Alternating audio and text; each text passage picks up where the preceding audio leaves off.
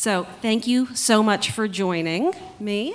So kicking it off, I'll start with Michael. Okay. So Michael, can you please describe your role at the Digital Wellness Lab and a little background on yourself? I'm a pediatrician, probably more importantly a parent, child health researcher. I've been at Boston Children's Hospital for over 30 years, I hate to say it. But I started research, actually I spent my wicked youth in the film industry for 12 years, including 2 years I spent right across the water in Japan working with Akira Kurosawa on the film called Kagemusha. But when I went back to Hollywood, I was discouraged by what Hollywood was doing and had my midlife crisis, went to medical school. That's a midlife crisis that'll really ruin your life, I'm just saying. Anyway, but as I was coming up, because I knew something about media and screens, et cetera, was when pediatricians in general were becoming concerned about the effect of screens, then television on kids. Were they getting fat, learning violence, getting behind in school because they were watching TV? But what was happening was that people in pediatrics, et cetera, were complaining about and arguing and saying the media are doing bad things. And so after 20 years of research in this area, we came to the conclusion that this will only change if the industry changes it. So the Digital Wellness Lab is actually a very contrarian and sort of audaciously contrarian idea of, can we put a pediatrician next to a software engineer, next to a neuroscientist, next to an educator, next to a screenwriter, and have them all bring their skill sets to bear on the digital ecosystem that, frankly, we are all living in and our kids are growing up in. And that's really the idea behind the Digital Wellness Lab, is how can we create a big tent where we can all contribute to the society we want to live in? And I think that's one of the reasons why Roblox and the Wellness Lab partner together, because our visions and missions are so similar. Lucha. So you have a very long title with the with the team that you work with. You have to say it. No. So please. Thank you. Hello, everyone. Thank you so much for having me. I work for the United Nations, but the United Nations is very big. I specifically work for the Office of the Special Representative of the UN Secretary General on Violence Against Children. And I need to say that many times a day because it's a long title. We are an advocacy-driven mandate, and our goal is to stop all forms of violence against children in all countries, in all settings. I specifically lead the work on children's participation in addressing, preventing, and responding to violence. That means how children are part of the solutions and incorporated in the response to violence generally, from governments, from CSOs, from different kinds of organizations. And I lead the work done on violence online, which is one of the forms of violence. When we talk about violence, we talk about all kinds of harm that prevent children from fulfilling the right to live in a world free of violence. That's ranging from mental health related issues to violence in different settings, in different ways. My background is I've been working for over 20 years in the field of civic empowerment towards addressing specific social problems. For about 15 years in children's rights. I worked for UNICEF for many years, both for the Office of Innovation and for the advocacy team, for comms, and on violence specifically around 9 years. I am an author of books for children directly on the digital aspect, on how to be the best version of yourself online, on activism. I am a mom as well, so I think we can all relate to the actual challenges of protecting children in the digital environment. And I lead POP, an initiative called Protection Through Online Participation, which we're going to be talking more about, but looks at a positive aspect of the online world, not just the harms, but how the internet can be used by children and young people to access safety and protection. Thank you. So we're going to dive into the Civility Innovation workshops that we hosted. It was an incredibly inspiring event. I think you would both agree. Watching 100 of the smartest, most passionate thought leaders from around the world gathered together around tables, their heads down, working. They didn't even eat lunch. They literally worked through lunch. We had to stop them so that we can give them energy. So the one thing that came out of the workshops was that, wow, we have a lot of work to do, people. We have a lot of work to do. So with technology innovation, with policy, and with education, it all has to happen simultaneously to make this hypothesis come through of making the world a safer and civil place. What were some of the key thoughts, the key findings that you thought were the most relevant? Dr. Rich? I think that one of the real joys of particularly that in-person convening we did at the end was that we actually realized that idea of putting stakeholders from every perspective, elbow to elbow around tables, and they worked together as if they'd worked together all their lives, which is really phenomenal. So and we even had youth there. We had an 18-year-old and several others telling us what we should do to get out of their way, basically, and let them make the world that they want to live in. I think it was a very optimistic thing for all the work we had ahead of us. But it was also very realistic in the sense that we realized that not only do we have work now, but we always will. We are always going to be a work in progress because we're following three very fast-moving developments. First is the development of the child from infant to child to adolescent to adult. We know a little something about that. We've been studying it for 100 years or so. But it's happening in a digital ecosystem that is rapidly evolving and is affecting that research in positive as well as negative ways, but also reflecting that because we have kids who are online as presences. They are posting, they are creating games, et cetera. And finally, the change in all of our behavior because we have smartphones in our pockets, smart watches on our wrists, smart houses we're living in. And we have actually changed our relationship with each other. And I think one of the things that came out that was really important there is we have to be careful. We have not traded away our deep and meaningful connectedness with each other in change for our connectivity with the world. Our connectivity actually, in some ways, walls us off from each other and separates us from each other unless we can convert it to connectedness of trust, of caring, and of civility with each other. Lucha, what are your thoughts?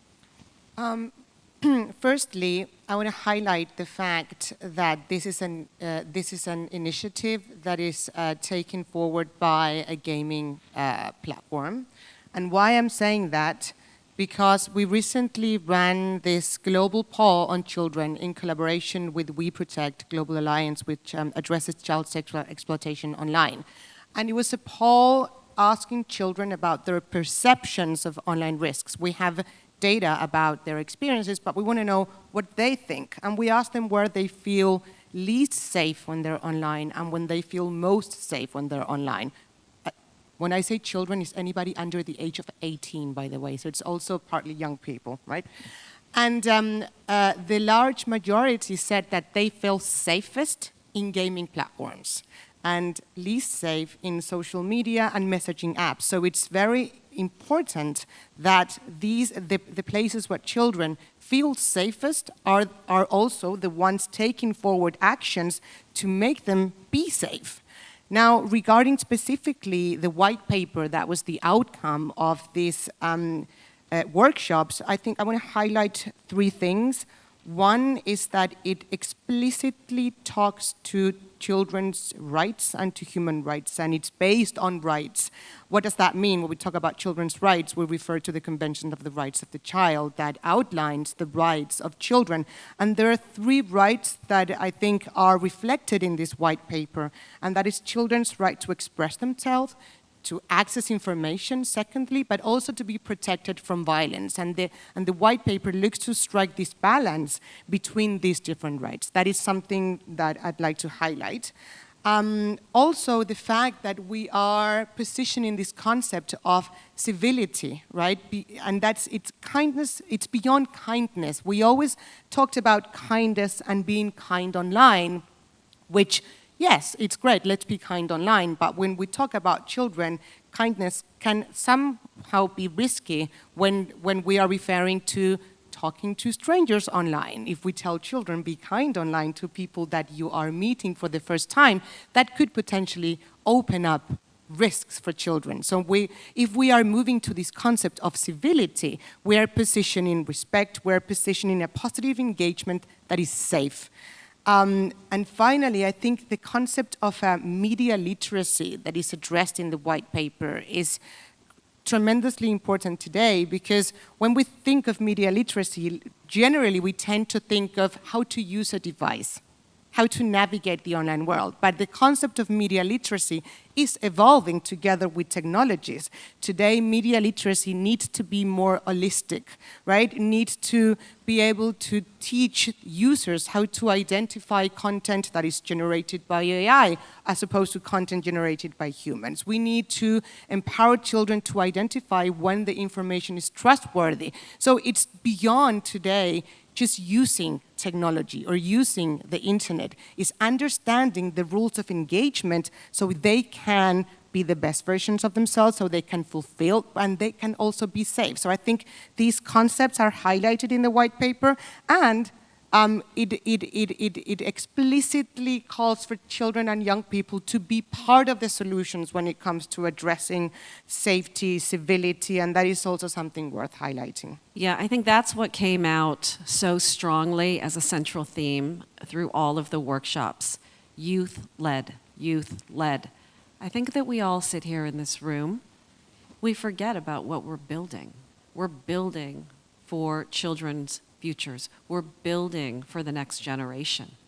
And so very oftentimes we forget about them. And so what we heard loud and clear from the young people who were involved in these workshops, involve us from the very beginnings as you're scoping product features. Involve us throughout the process and test the product feature on us, and we'll give you feedback, and we'll be real, and we will be very brutally honest with you. And it's the only way that we can make sure that we're creating products that actually fit the need, fit the market, is by involving them. Along with policy, what also came out was making sure that the onboarding was consistent throughout for industry as well as for governments, making sure that any sort of onboarding in regards to community guidelines was consistent and easily understood. And then for education, making sure that, again, consistency was one of the keys. So I don't want to spend too much time, I don't want to create too many spoiler alerts for you. You can find the entire white paper at digitalwellnesslab.org. We literally just put it out into the world a few days ago. So please feel free to go to the digitalwellnesslab.org and download the paper. Lucha. Yes. Back at you. You and your team are focused on better understanding how children are accessing help, safety, and protection through the internet, including accessing helplines functioning online. In South Korea, a survey of 9,693 elementary, middle, and high school students released last March by the Korea Communications Commission revealed that 41.6% of the respondents said they had experienced cyber violence as either a perpetrator, victim, or both. Can you tell us more about what you're working on through POP to address online violence? Okay. Yeah, and that's kind of a big figure because the global average is 1 in 3 children generally experiencing some kind of risk or harm online. So I'm aware that this may not be a protection-driven audience, so I'm going to start by something very basic, which is when we talk about protecting children, and the protection world is generally taken forward offline, not online. In person, because children do not, and Dr. Rich is, I think he can speak for hours on this as well. children do not report violence for multiple reasons. They may not know that what they're experiencing is called violence. They may be scared, ashamed, threatened. There's a whole list of reasons why children do not report when they're being a victim of harm and violence. And that's why we have trained professionals on the field, in the medical field, social workers who detect violence, right, and activate the protocols. Now go back to COVID, go back to lockdown. When the world went into lockdown, according to UNICEF data, in over 100 countries, these services were interrupted. Children were disconnected from the means through which they could access help and support. And also, unfortunately, violence in many of its forms increased, especially domestic violence and mental health-related issues. We saw an increase of 20% of child helplines had to increase their online staff and volunteers because children started to ask for help online increasingly, connecting to child helplines, connecting to their peers, reporting violence, which was a new trend. And also, children and young people started to create solutions themselves. There's a girl in Poland created a website to report gender-based violence. It was a fake cosmetic store. Depending on the kind of product that you're buying, the type of violence that you're seeking support around.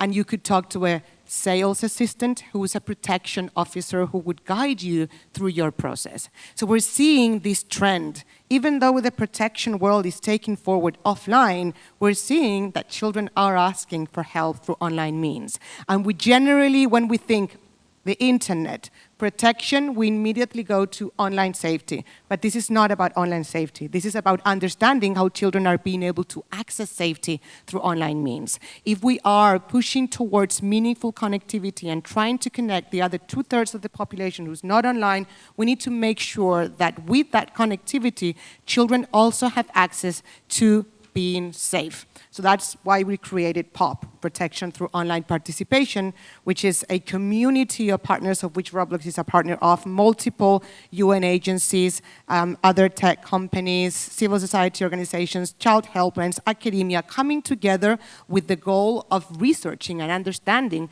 how children are using the online world to be safer, to access safety and protection, with the goal of making recommendations for ICT industry, for governments, for child helplines, for protection agencies on how to improve and implement these systems and guarantee that children can access safety in an efficient and safe manner when being at risk of experiencing different forms of harm through the internet. That's what I'm working on. We're working on.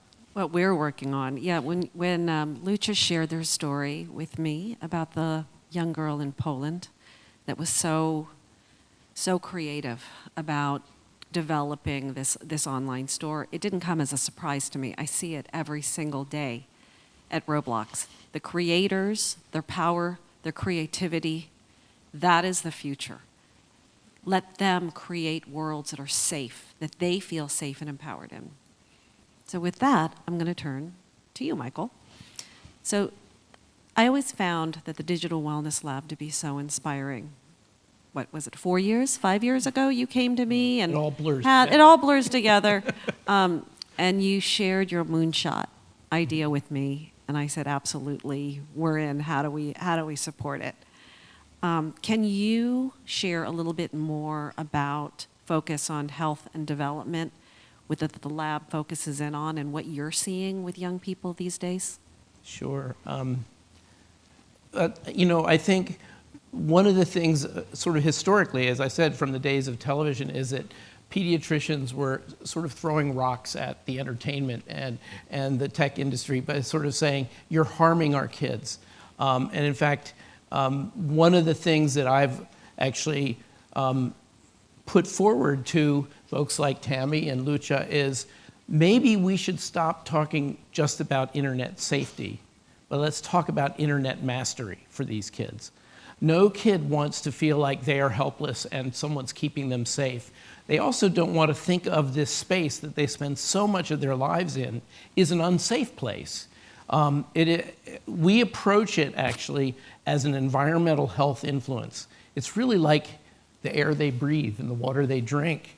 This is not just vectors of good and bad. This is it surrounds us. Or as Obi-Wan Kenobi says, it's like the Force. It goes around us, it's through us, it's of us. I think that the really important thing here is that we have spent a lot of energy arguing with each other. And if we take some portion of those resources, those human resources, instead of arguing with each other, let's work together to make this a better and kinder and safer place for kids. And what I realized is none of us can do it alone. The tech companies can't do it alone, the entertainment companies, health can't do it alone. We need to work together toward a common goal.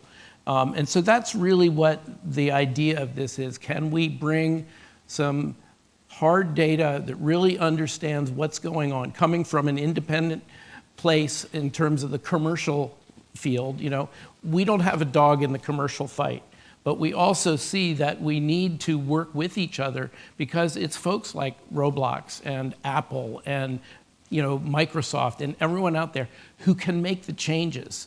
And we have to start thinking of a second bottom line. And that bottom line is the wellness of those who are living, growing up, and using these very powerful spaces.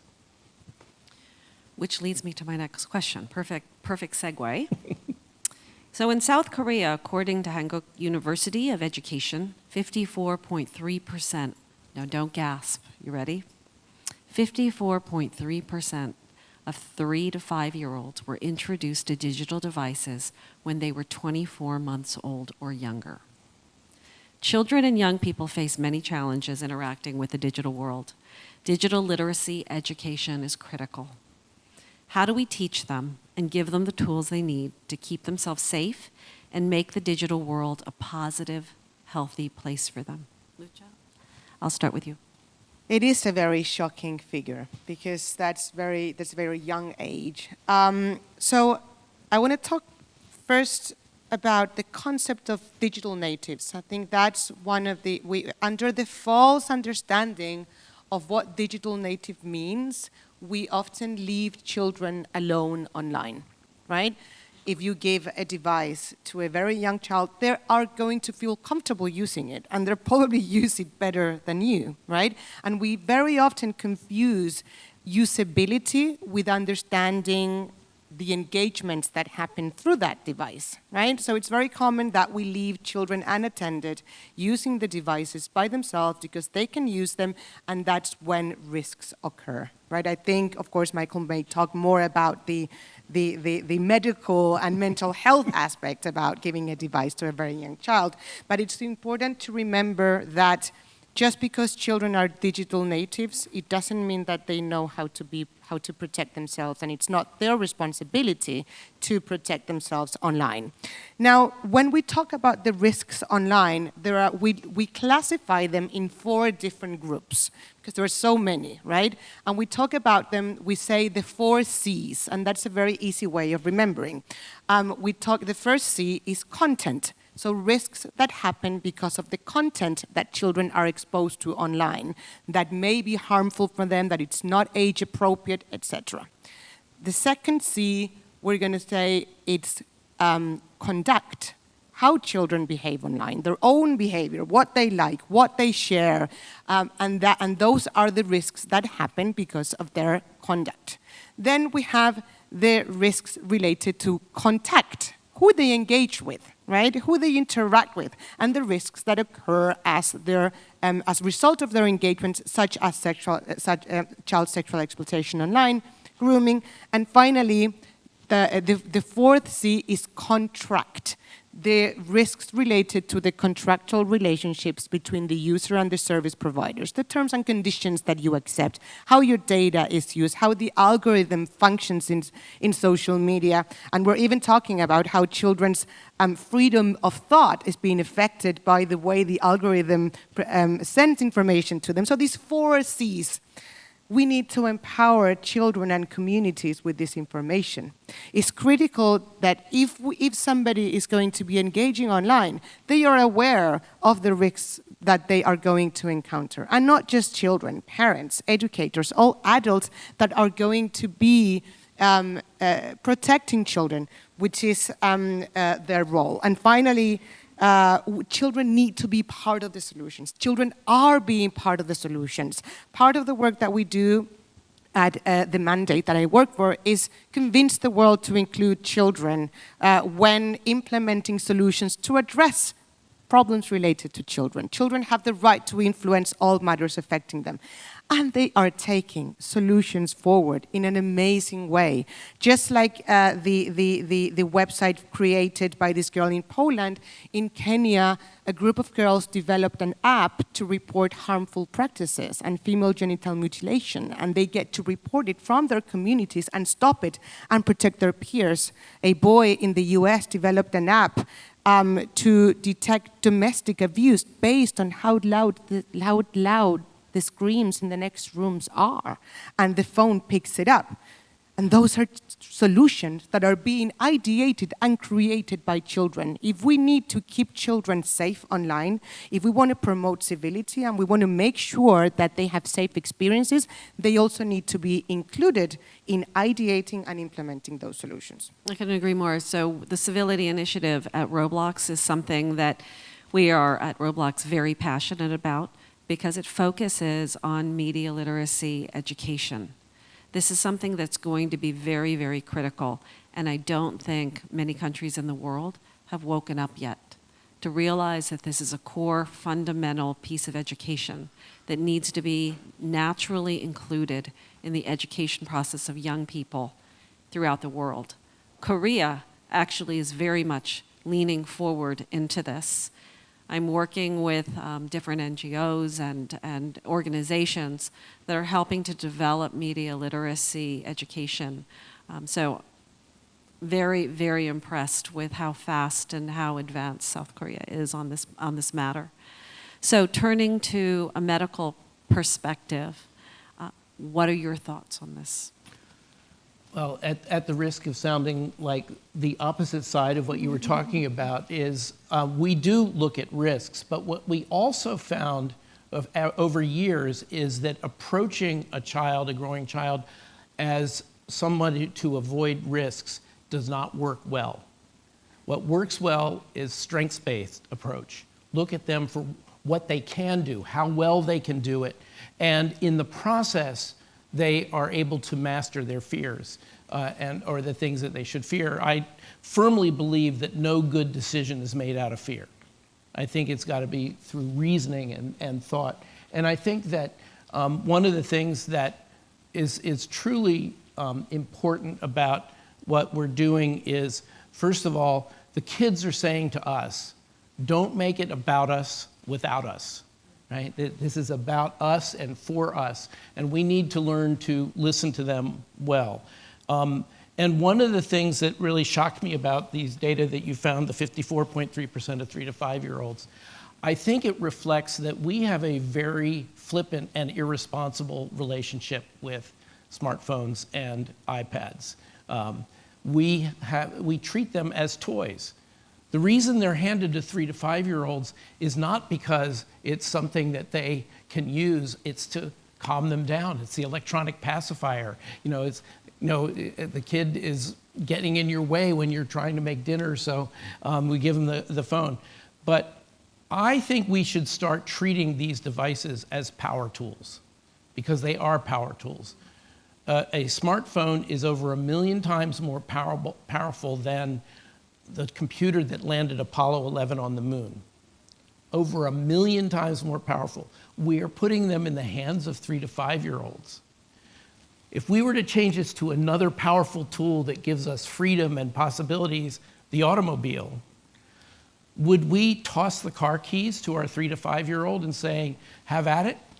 No, we wait until they, first of all, need that tool, can handle it responsibly and with respect for themselves and others. And then we sit in that front seat next to them, scared to death, when they learn to drive it.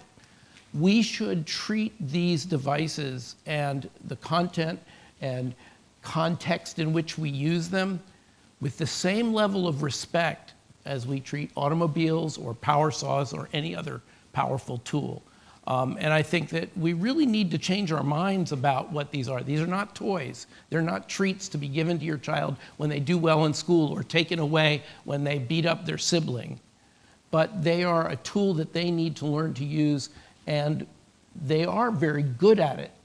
But they don't have that literacy, which is the ability to check your sources, to deconstruct what you're being told, to be skeptical and learn about this, because we are also in the age of deep fakes, misinformation, disinformation, and echo chambers on social media that concentrate people together. In fact, the great Marshall McLuhan from Canada, who told us that the medium is the message, said something also very interesting in his Understanding Media book, which is that with the mechanical revolution that happened with the Industrial Revolution, we had steam engines, we have locomotives, we could move from place to place, that the mechanical revolution detribalized us.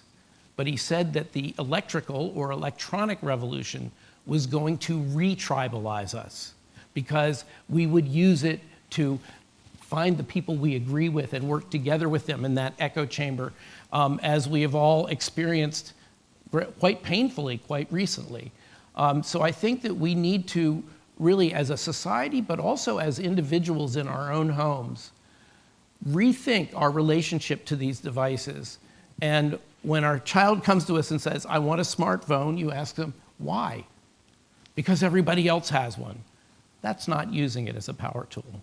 That's using it as a status symbol. And we need to move forward with them as they create. And I do want to call out the wonderful avatars that Lucha's daughter made for us for this. We made them, come on. Yeah, sure we did. I'll confess it, she won't. But I think that that is what we need. And we also need to remember the joy of really connecting with each other. Let's put the smartphones down from time to time.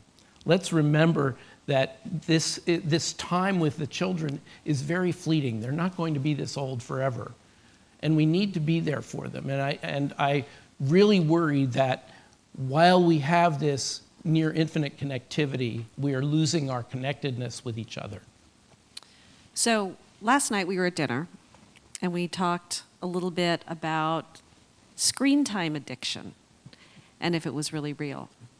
And I think that in the media, it oftentimes it's a headline: screen time addiction, and it's making us all crazy. So I asked Michael what his viewpoint on that was. I think it's important for you to capture that here. Well, in addition to the Digital Wellness Lab, which is doing research and education and empowerment around this stuff, I also run the Clinic for Interactive Media and Internet Disorders, known by its acronym of SimAid, which I love because it's aid for your simulated life. And we deal with kids who've really gotten in trouble with gaming, with social media, with pornography, or with what we call information binging, which is Reddit or Quora or YouTube endlessly. And many of them come in saying, I'm addicted to the internet, or I'm addicted to my smartphone.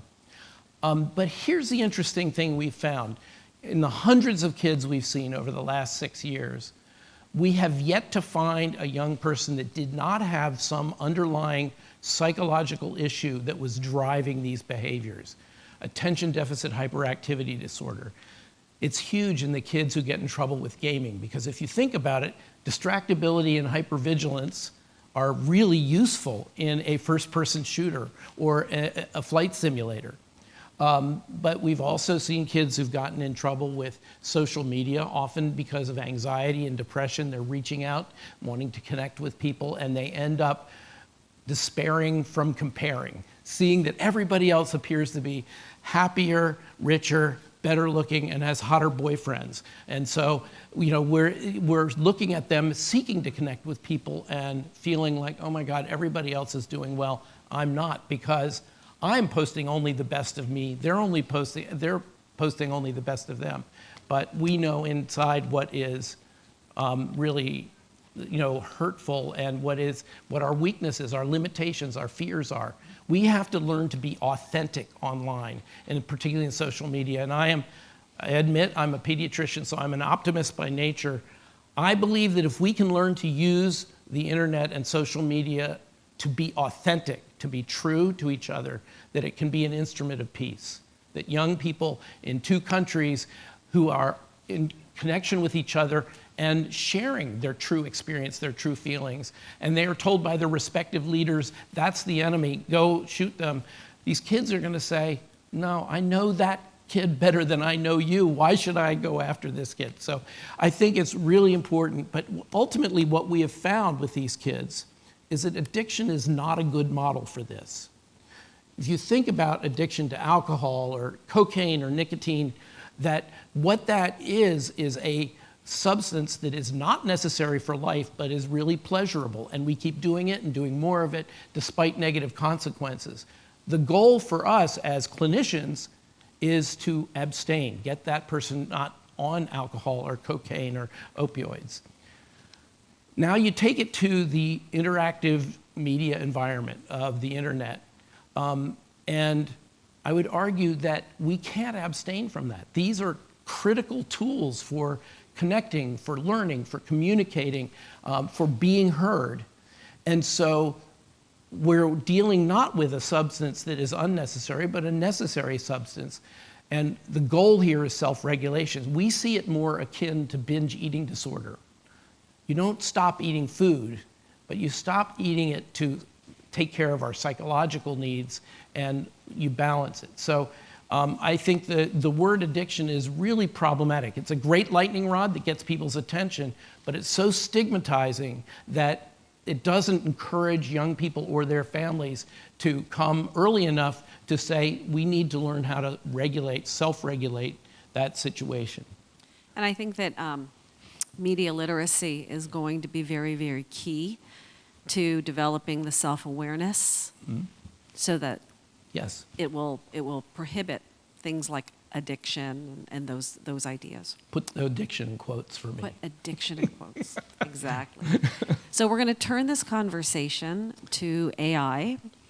So I think you've all had an opportunity to sit through probably a few different sessions today, and you've talked about artificial intelligence and the possibilities of it. There have been some sessions where I've spiraled after the session. I have optimism for our future, and I tend to be an optimist by nature, as do Lucha and Michael. I think we're all optimists by nature. So I would love to hear from each one of you in terms of what role do you expect advanced technologies such as AI to play in identifying and addressing uncivil and unsafe behavior and promoting positive behavior within the online world. Lucha. I'm citing because I think the AI aspect, as we have been seeing during these last couple of days, is it's an evolving product, right?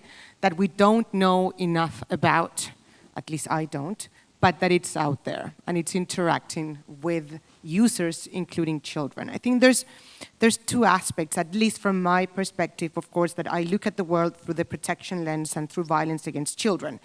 And how do we understand, how can AI help protect children, but also how can AI be harmful for children?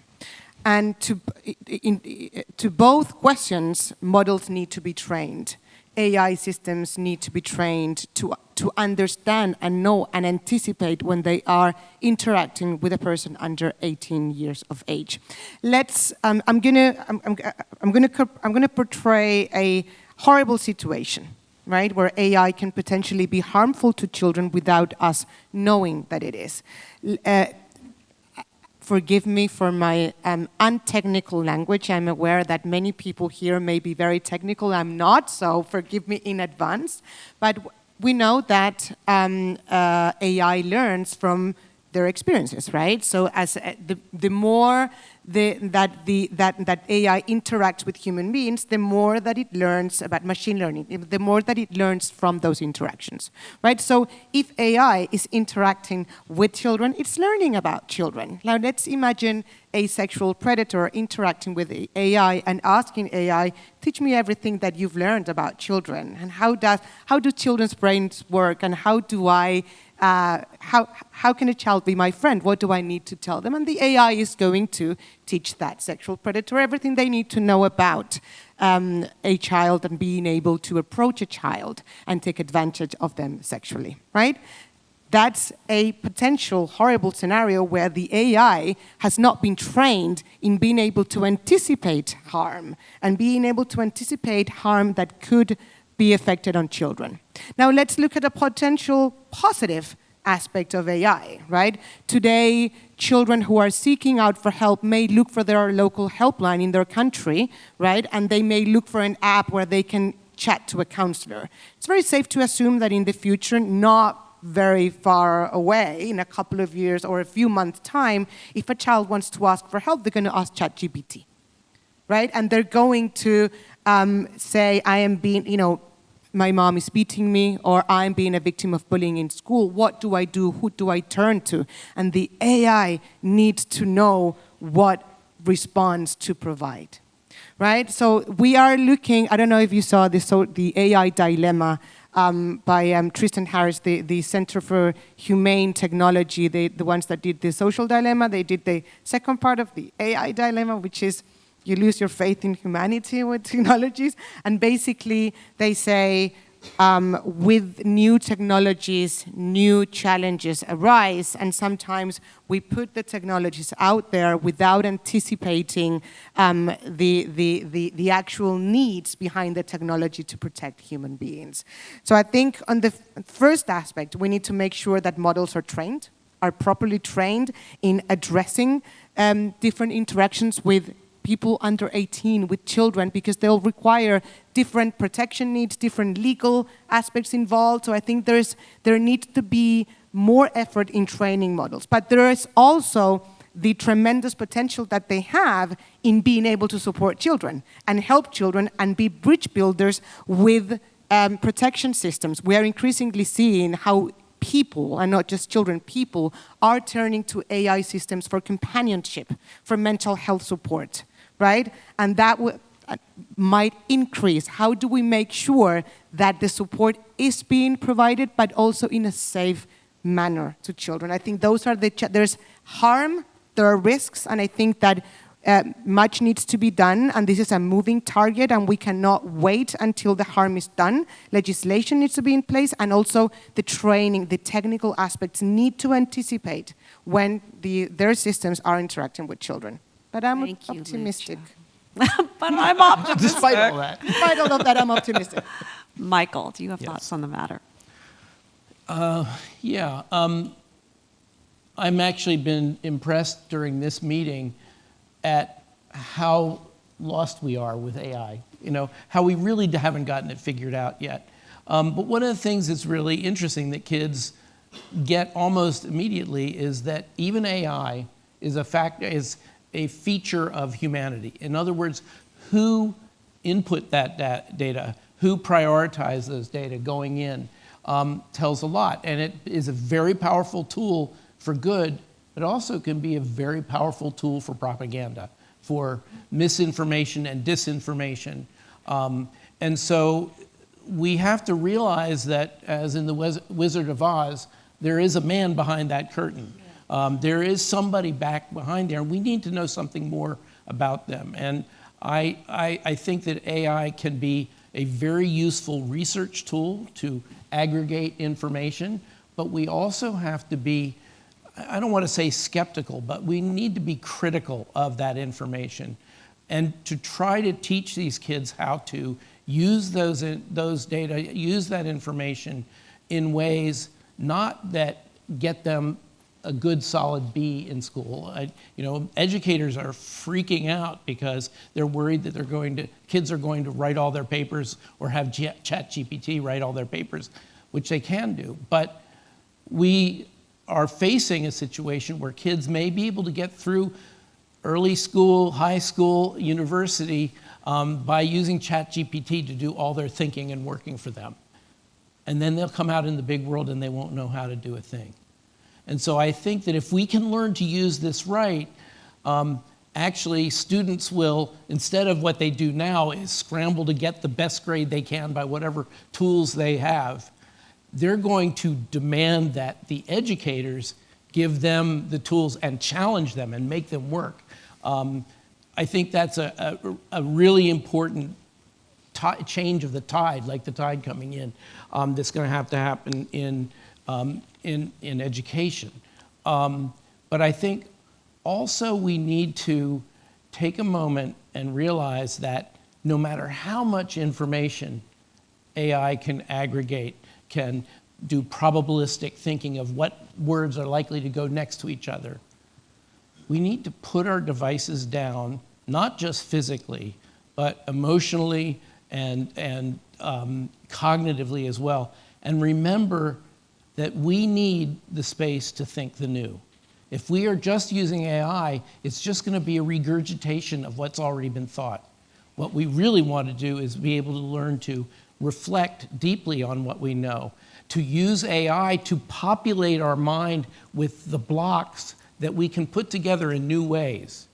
And we need to take a moment, take a deep breath, and say, okay, I am me, I am thinking, and I'm reflecting on this. And I hearken back to a question that was asked of Albert Einstein late in his life. And he was asked, how did you come up with the 4 most important papers of theoretical physics in the space of 1 year? He said, it's because I was bored. He was working as a patent clerk in Switzerland. And he was deathly bored, but let's bring back boredom. You know, we are staring at every meme and every news item and every blog, et cetera. We are handing our brain over to someone else, to someone else's ideas. And we're getting lazy and not thinking for ourselves. And I think we have to all take a deep breath and bring back boredom, because boredom not only creates space to think the new in, but it's kind of uncomfortable, right? And so because of that discomfort, we start putting together new ideas. We start thinking in new ways rather than just regurgitating with AI what was out there already. So hopefully we're not boring you at the session. So going back to the title of the session, Possibilities of a Safer and More Civil Digital World, I do believe that the future, there is positivity. The technology that is there, that is going to be embedded in terms of predictive modeling to make platforms safer, like Roblox and others, is going to be developed. We'll be able to track, we'll be able to understand potential grooming patterns, potential unsafe bullying, and be able to stop it before it starts. I do believe there's positivity and opportunity in AI when it comes to moderation, when it comes to customer service. There are things that are being developed right now, and again, we're at the very beginning stages of this AI world, and I think that it's going to require a lot of regulation and a lot of technology innovation. I hope that entrepreneurs out there are creating technologies that will benefit and actually protect us. And I do believe that is to be the case. So we only have a few minutes left. I'd like to end with one question. Do you think that it's achievable for governments, industry, and the education sector to come together to drive innovation, consistent messaging and policies with a dedication to prioritize media literacy education? And do you think there are any cultural and regional differences that need to be considered when establishing guidelines for online behavior and activities? And if so, how can they be navigated? Nice, easy question. Lucha. Yes. Okay, good. Good. But I And think we're done. No, I think collaboration is the only way of doing it. Nobody's going to solve it by themselves. I do think that protection needs to be prioritized, and media literacy should be a subset of that towards addressing protection. When, what does it mean to do it collaboratively? So governments should be working on stronger legislation towards looking to protect children. Parents and educators need to be equipped with more information on the different, on the rules of engagement of the online world and how to help protect their children and do everything that Michael just said about accompanying these processes. But parents are often left alone with this without any information on how to do it. So we need to put more information out there. Tech companies and the industry, I think, needs to also improve the way that their platforms are being safe for children. The only way of doing it is by collaborating. And tech companies, I think, should be including safety by design, better ways of reporting. With this global poll that we did, children, one of the things that they said that they wanted more was better ways of reporting, not just abusive behavior, but also harmful content. How do we bridge more information to children through the same platforms that they're using? I think we need better age verification systems and better content moderation systems as well, which we discussed in the innovation groups. And all of that needs to be done, including children and young people. I'm rushing through my response, and I'm sorry if the translators are having trouble following me. I just want also Michael to have some time to respond. Michael. Yeah, I think that we can't assume that every child has a caring parent. I think we have to also help them learn to protect themselves and each other. I don't think we can assume that every situation is the same, but I think that we also can make it so that it is advantageous for the tech companies and the entertainment companies to pay attention to the well-being of their consumers. That we have to create a second bottom line, and that's why I work with Tami and Roblox so much, because they're focused on that. They understand that, unlike the tobacco companies, they're not killing people. They don't have a product that is toxic when used as directed, but they're also acknowledging that that product can also be misused and can harm inadvertently. So I think that one of the things that we really need to do looking forward, and one of the other projects out of the Digital Wellness Lab, is something called the Inspired Internet Pledge. And that is for the companies to sign on to a pledge to tune their products for emotional well-being and psychological well-being of young people, to listen to those who have been harmed, and to act on what we hear. And finally, to share with each other best practices and where we've made mistakes, because we are always going to be that work in progress, getting closer and closer, but never truly achieving perfection. And I think that's so important. So we are getting the hook, but I want to thank you so much for your time and your insight, and I thank you to all, and I hope you learned a few things during our session. Thank you. Thank you.